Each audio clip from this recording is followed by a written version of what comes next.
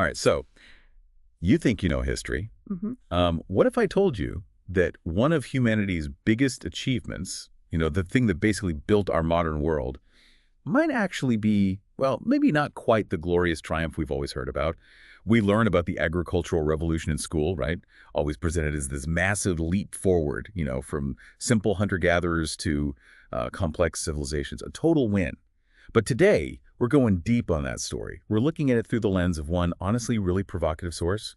That's Sapiens, A Brief History of Humankind by Yuval Noah Harari. Yeah, and Harari doesn't just gently question the agricultural revolution. He lands a pretty solid punch. He calls it, and this is a direct quote, history's biggest fraud. Whoa. Okay, history's Yeah. biggest fraud? That's quite the statement. All right, let's unpack this. Our mission here for this deep dive is figure out why. Why does Harari make such a radical claim? And what does rethinking this one event mean for how we understand, human progress itself? Exactly. We want this deep dive to challenge some of those baked-in assumptions you might have, give you those aha moments, get you thinking quickly but thoroughly. It's about rethinking what we thought was settled history. Okay, so the standard story praises the Ag Revolution, Mm, but Harari starts before that, right? He yeah. looks at hunter-gatherer life and suggests it wasn't so bad, maybe even better in some ways. That's right. He argues that for tens of thousands of years, our ancestors lived pretty differently. Think about it. Moving around freely, no fixed address. This meant less chance of, say, epidemic diseases taking hold, maybe fewer conflicts over resources, and their diet. Hmm. Incredibly varied. Lots of different plants, animals, whatever was available. Harari even suggests they probably worked fewer hours than early farmers, maybe just enough to get what they needed for a few days. Fewer hours, more variety moving around. It does sound kind of appealing, doesn't it? But then things changed. Around 10,000 years ago, give or take, we started farming. And this is where Harari says the immense costs kick in. What happened right away to those first farmers? Yeah, that shift, starting mainly in the Fertile Crescent, was huge, a total pivot, and the immediate impact, according to Harari, pretty stark. He argues that instead of life getting easier, it got harder, much harder. Early farmers were working way more hours than foragers, back-breaking labor day in, day out, stuck in one place, tending those fields. It wasn't leisure, it was relentless toil. Okay, more work.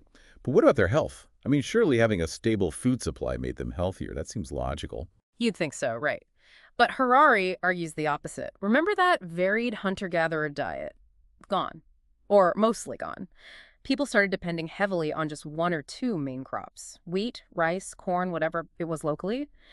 And the evidence, from studying ancient skeletons, it often shows more signs of stress, things like dental problems, signs of malnutrition, even people getting shorter on average compared to foragers. So it wasn't just a lifestyle adjustment. For many individuals, it was a physical step down, more deficiencies, new health problems. And what's fascinating here, really, is how something that seems like obvious progress, more food, predictability, could actually lead to these immediate negative consequences for people's well-being. It really makes you pause and question what progress even means, doesn't it? Right. So beyond the individual, the tougher work and maybe poorer health, what about the bigger picture? How did farming change society, how people live together? Oh, fundamentally, absolutely. I mean, think about it. Once you farm, you need land. You need to stay there, protect your crops, your investment, so suddenly you have land ownership. And right away, Harari argues, that creates hierarchies. Inequality. We start seeing class divisions emerge, power imbalances that just didn't exist in the same way before. Eventually, this leads to, elites, rulers, maybe even armies to protect land and control people. It all stems from that shift. And even the thing that sounds like a clear positive, the population boom, Harari sees a paradox there too. Population boom. Yeah. A paradox. How more people usually means, more success for the species, doesn't it? Well, yes and no. More success for the species numbers, maybe. But for the average person living through it, agriculture could feed more people, definitely. That's why populations grew. But it also meant people were crammed together in settlements, which led to sanitation problems, much easier spread of disease, and more competition, more people fighting over that valuable land and those stored resources, more conflict. So Harari's point is, yeah, the number of humans went up, but for many individuals, life actually got harder, more precarious. Okay, here's where it gets really interesting. This is the part I found kind of cheeky almost. If early humans didn't necessarily benefit individually, Harari asks, well, who did benefit from the agricultural revolution? What's his wild answer to that? Get this. He argues it wasn't us. It wasn't Homo sapiens. He says the real winners were the crops, like wheat. Wheat. You're serious? I- How does that work? How can wheat win? He just flips the whole perspective. It's brilliant, really. He says, look at it from the wheat's point of view. Before humans started farming it, wheat was just some wild grass stuck in a small region. Then we come along, we clear forests for it, we dig irrigation channels, we fertilize it, we spend our days weeding and protecting it from pests. We basically dedicated our lives to helping this plant spread across the entire globe.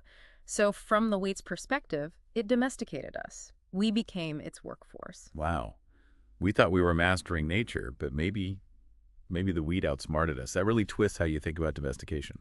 It absolutely does. And Harari has this killer quote that sums it up perfectly. He says, "This is the essence of the agricultural revolution, the ability to keep more people alive under worse conditions." Well, think about that for a second. More people, sure. But under worse conditions, it really forces you, the listener, to ask, is progress just about numbers? Or should progress mean, a better quality of life for the individuals actually living it, even if the species itself thrives numerically? So Harari's big picture view is, the agricultural revolution wasn't this clear upgrade we imagine. Instead, it kind of locked us into this system. Hard work, less freedom, more hierarchy, more disease. A system we're, in some ways, still dealing with the consequences of today. Exactly. He acknowledges, of course, that it laid the groundwork for everything that followed. Cities, writing, empires, science, all of it. But he insists it also laid the groundwork for immense suffering on a scale never seen before. Inequality, famine, war, epidemics. These became much bigger problems after agriculture, he argues. Right. And just to be super clear, Harari isn't saying, like, down with civilization, let's all go back to foraging. That's not the point. He's just asking us to look honestly at the costs of progress and to realize that history isn't always a simple story of things getting better and better. The past wasn't necessarily some golden age, but maybe this particular step forward wasn't purely positive either. So what does this all mean for us, thinking about it now? Well, I think the biggest takeaway is about questioning assumptions, questioning the standard narratives we get told about history, and questioning what we even mean by progress. Is it always good? For whom?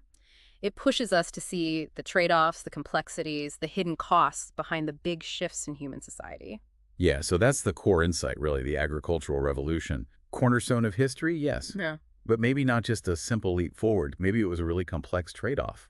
Or, if you take Harari's most provocative line, maybe it was kind of a scam run by plants. Well, putting it that way certainly makes you think. And it leaves you with a question, doesn't it? If maybe crops tricked us into serving their interests, what else could we look at differently? Are there other big historical changes, maybe even recent technologies that might look different if we didn't just focus on the human benefit? And maybe more personally, what does it mean for you to define progress, especially when the choice... All right, so you think you know history. What if I told you that one of humanity's biggest achievements, the thing that basically built our modern world,